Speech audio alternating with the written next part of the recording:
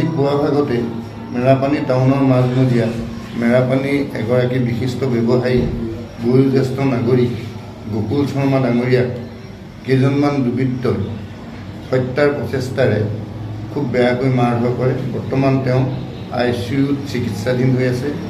এই ধৰ্মপ্ৰাণ ব্যক্তিজন সমাজসেৱক ব্যক্তিজনক এনেদৰে নিৰ্মমভাৱে প্ৰহাৰ কৰি হত্যাৰ প্ৰচেষ্টা কৰা কাৰ্য মেৰাপানী টাউন ক্লাব, মেৰাপানী বজাৰ কমিটি, দৈয়াং আঞ্চলিক ছাত্ৰ সন্থা, যুৱ ছাত্ৰ পৰিষদ, দৈয়াং আঞ্চলিক সমিতিয়ে গভীৰভাৱে গৰিহণা দিয়াৰ লগতে দোষীক উপযুক্ত শাস্তি পোৱাৰ বাবে মেৰাপানী থানাত দাবী পত্ৰ প্ৰদান কৰিছে। আজি এই ঘটনাৰ জৰিয়তে আমাৰ অঞ্চলটোত সৰ্বসাধাৰণ লোকৰ প্ৰতি ভাবুকি আহিছে।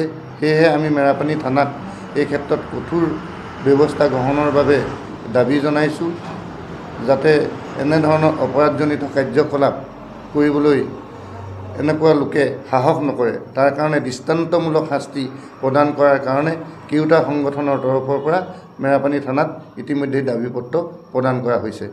আজি পুৱাৰ ভাগতে মেৰাপানী বিশিষ্ট ব্যৱসায়ী গকুল কুমাৰ শৰ্মা ডাঙৰীয়াক মেৰাপানী কিছু দুৰ্বৃত্তই পানে মৰাৰ চেষ্টাৰে আক্ৰমণ চলায় আৰু যি আক্ৰমণৰ ফলত বৰ্তমান তেখেত যোৰহাট সঞ্জীৱনী নাৰ্ছিং হোমত মৃত্যুৰে যুঁজি আছে।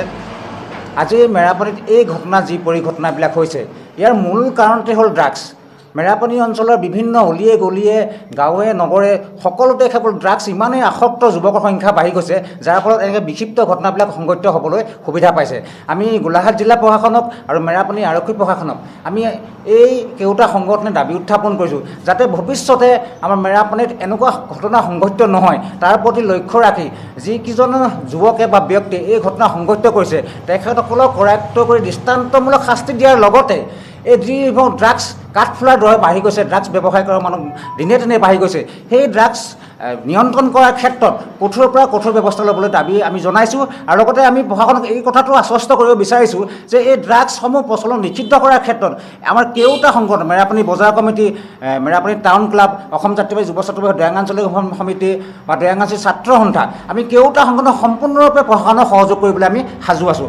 খালী এটা কথাই হ'ব লাগে, মেৰাপানীৰ পৰা সম্পূৰ্ণৰূপে ড্ৰাগছ নিৰ্মূল হ'ব লাগে।